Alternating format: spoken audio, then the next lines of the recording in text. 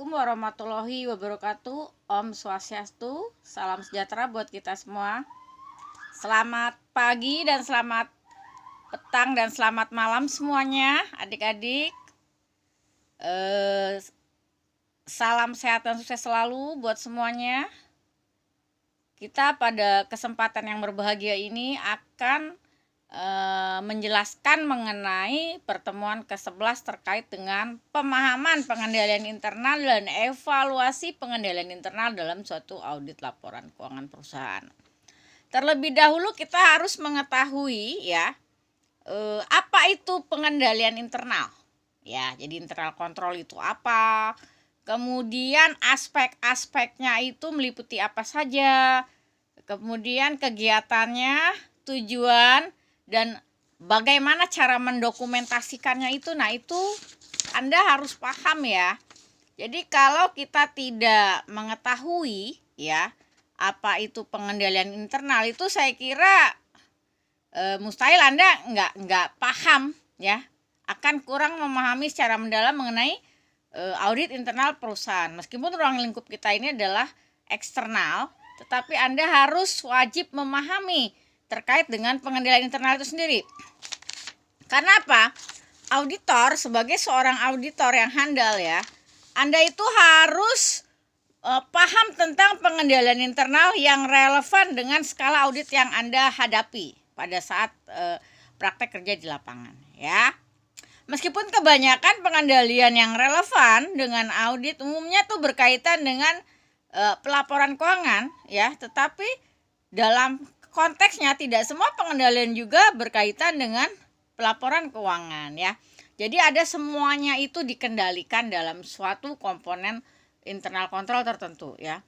Tergantung daripada ruang lingkup perusahaannya tersebut ya. Tentunya kalau perusahaannya besar, ruang lingkup pengendalian internalnya juga besar gitu ya. Nah, jadi kita balik lagi ya, bahwa pengendalian internal itu sebenarnya suatu proses kebijakan dan prosedur yang dirancang oleh pihak manajemen ya untuk memastikan apakah pelaporan keuangan yang handal dan dalam proses pembuatan laporan keuangan itu sudah sesuai dengan kerangka akuntansinya atau belum ya. Nah, kalau belum, itu tentunya auditor itu harus berusaha ya memahami mengenai internal control secara mendalam ya dalam suatu penugasan audit. Nah, hal ini berlaku untuk ukuran skala entitas sekalipun ya auditor mengepus gitu ya, mensupport ya, dan harus memutuskan untuk menggunakan sepenuhnya pendekatan substantif dalam menanggapi resiko salah saji yang material ya. Karena kita tahu ya, informasi yang diperoleh tentunya akan membantu sekali bagi auditor dalam menilai suatu resiko atau residual risk ya, yang merupakan resiko bawaan atau inherent risk dan resiko pengendalian kontrol risk yang harus kita pahami ya. Ya, kita harus adaptif, kita harus tahu peka ya, apapun yang akan terjadi, yang risiko yang bakal kita hadapi di lapangan ya dalam melakukan audit laporan keuangan tentunya ya. Nah, kemudian merancang prosedur audit selanjutnya untuk tanggapan resiko yang akan kita nilai. Jadi tidak semua kegiatan kontrol itu relevan untuk dilakukan suatu audit ya. Jadi auditor tidak perlu memahami kegiatan yang tidak relevan. Jadi kita yang relevan-relevan aja gitu ya. It's okay gitu ya. Karena ini termasuk ruang lingkup pengendalian yang harus dikontrol ya. Nah, dalam hal ini semua itu harus tahu entitas objektifnya seperti apa ya, control risk-nya, inherent risk-nya ya. Nah, adapun pertimbangan dan tujuan pengendalian itu sendiri adalah menanggulangi resiko, mitigation risk ya. Nah, kemudian risiko itu harus kita atasi ya, harus kita tanggulangi ya. Jadi kita harus melakukan adaptif ya terhadap resiko bawaan ya, resiko mitigasi kita harus paham ya, dan kita harus terjun ke lapangan ya tentunya ya. Nah, kemudian aja juga kita kenal mengenai pengendalian internal secara luas ya dalam bentuk pervasive control ya. Pervasive control ini dalam suatu tingkat entitas tertentu itu harus terukur ya. Ada juga pengendalian spesifik atau pengendalian transaksional atau transactional controls ya, kontrol ya. Jadi semuanya itu kita akan lakukan dan kita akan praktekkan di lapangan pada saat audit laporan keuangan. Ya, jadi pengendalian pervasif juga kita berurusan dengan governance dan pihak manajemen yang tujuannya untuk menciptakan lingkungan pengawasan secara sehat dan menyeluruh ya. Nah, jadi kita ini sebagai memayungi ya bagaimana supaya tidak terjadi resiko-resiko yang fatal ya yang berdampak buruk terhadap perusahaan. Nah, tantangan auditor ya untuk menanggapi semua itu supaya perusahaan yang kita audit itu bagus ya.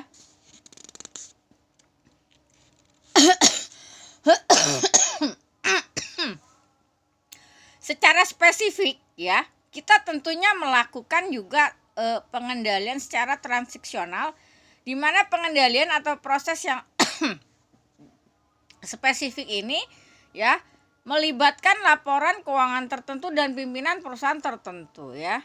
Nah, jadi kita itu harus apa? Harus tanggap ya. Nah, kita harus tanggap sebagai auditor ya dalam melakukan penugasan tentunya ya. Nah, adapun komponen daripada pengendalian internal sendiri itu ada financial reporting, kemudian control environment, risk assessment, information system, control activities, dan monitoring ya, pemantauan ya. Jadi setiap komponen pengendalian internal itu tentunya akan mendapat perhatian khusus bagi para auditor eksternal atau auditor internal tentunya ya. Nah, bagian dari pemahaman terhadap pengendalian intern atas laporan keuangan wajib ditaatin oleh siapapun dia sebagai pemeriksa ya. Kemudian informasi untuk mempertimbangkan bagaimana aspek pengendalian internal itu juga harus mengarah dan harus bisa mempengaruhi laporan keuangan yang kita periksa ya. Nah, laporan keuangan ini berkualitas atau tidak? Laporan yang kita periksa meningkatkan nilai value, added value daripada kualitas audit kita atau tidak? Ya, itu merupakan tolak ukur dan standar ukuran, ya.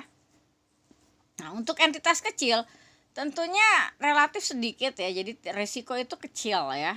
Resiko besar itu banyak didapat perusahaan besar seperti perusahaan go public atau perusahaan yang sudah masuk bursa atau perusahaan yang masuk blue chip ya.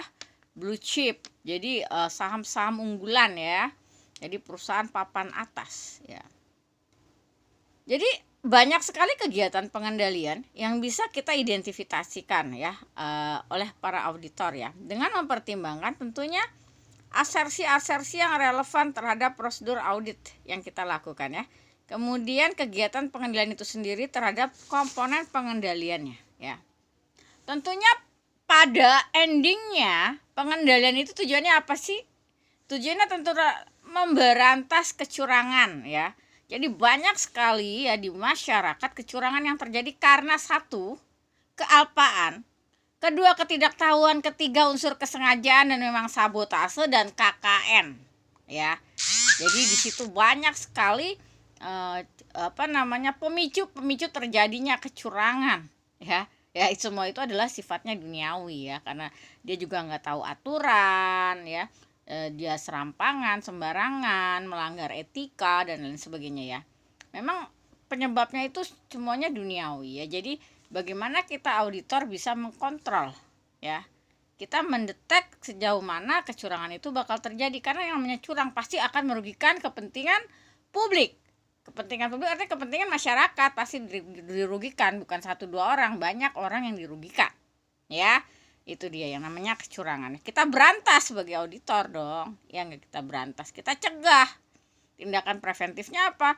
Nah, ini makanya harus belajar pengendalian internal. Itu adalah satu preventif kontrol untuk tindakan pengendalian terhadap terjadinya suatu kecurangan di masyarakat ya. Karena efeknya itu banyak banget ya, sangat-sangat domino ya ke segala aspek kehidupan ya. Jadi bahaya, kalau yang namanya curang itu udah bahaya ya, karena udah penjahat. Yang namanya curang pasti orang jahat ya, nggak ada orang curang baik tuh, nggak ada ya. Efeknya, pengaruhnya terhadap masyarakat tuh pasti jadinya negatif ya, merugikan masyarakat. Oke, jadi Dalam entitas kecil juga wajib dilakukan suatu mitigasi ya. Mitigasi itu pakai prosedur ya, semuanya didokumentasikan ya, ada buktinya ya. Nah, pengendalian itu terjadi mengenai standar kepatuhan ya terhadap ketentuan peraturan perundangan tentunya. Yang melanggar ya pasti kena sanksi ya. Ya, melanggar pasti kena sanksi. Sanksinya kalau nggak bisa dibilangin ya dari Tuhan. Dari Tuhan dia melanggar hukum karma Tuhan, dia tidak bisa nerima. Nah, itu namanya setan, udah jin iblis ya enggak? Ya. Nah, itu yang akan kita hadapi di masyarakat. Ya, jadi orang-orang seperti itu wajib diberantas karena pasti merugikan. Ya. Jadi melakukan tindakan yang anarkis ya. Nah, kalau di Indonesia ini banyak banget black magic segala macam, itu dia menggunakan jasa itu. Duitnya boleh dari curang. Ya, untuk kepentingan dirinya dia. Tetap aja kalah pasti karena dia ilmu jahat, niat jahat, ya enggak. Tidak melihat kepentingan publik, kepentingan pribadinya aja ya. Jadi banyak hal yang terjadi seperti itu ya.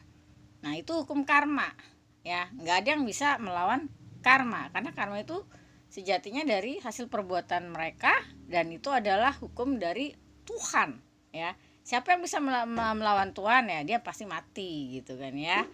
Ya, dia lupa kalau dia diciptakan oleh Tuhan ya. Jadi semua itu kita ilmunya ilmu Tuhan sebenarnya dalam pengendalian internal ini ya. Jadi tidak kita terbatas sampai Tuhan ya. Jadi ilmu-ilmu seperti ini kita harus tetap minta petunjuk karena yang namanya auditor tuh musuhnya pasti banyak. Ya, sekarang siapa sih orang yang mau diperiksa? Udah jelas dia orang jahat, pasti nggak bakal mau diperiksa. Ya nggak, dia tahu kalau dia itu salah, pasti kejeblos masuk penjara udah pasti. Ya, karena dia pasti melanggar, udah tahu kalau dia melanggar hukum. Ya nggak. Nah, maka tantangan auditor ya itu seperti itu. 3T itu terbatas tanpa Tuhan. Jadi selalu mendekatkan diri kepada Tuhan, minta perlindungan terus. Karena kerjaan kita beresiko juga. Ya nggak, yang kita hadapi ini orang-orang jahat. Bukan orang baik semua gitu loh ya. Nah, jadi kita melakukan tindakan preventif untuk demi kebaikan dan kebenaran dan keamanan masyarakat, publik, bangsa dan negara ya. Jadi di negara Indonesia ini atau dalam negeri itu tidak ada orang baik semua gitu ya. Di lapangan nggak ada orang baik semua, pasti ujung-ujungnya ada orang yang nggak beres tuh banyak banget ya, hampir banyak. Jadi orang baiknya paling berapa persen aja, kebanyakan orang jahat ya. Motifnya ekonomi, masalah keuangan, masalah segala macam ya. Nah, tapi itu dia tidak sadar kalau perbuatannya itu salah ya. Nah, seperti itu. Kemudian untuk evaluasi ya, evaluasi pengendalian ini juga kita harus tahu gitu ya. Nah, bagaimana identifikasi pada resiko bawaan, paskanya mitigasi ya, mitigasi resiko salah saji material ya.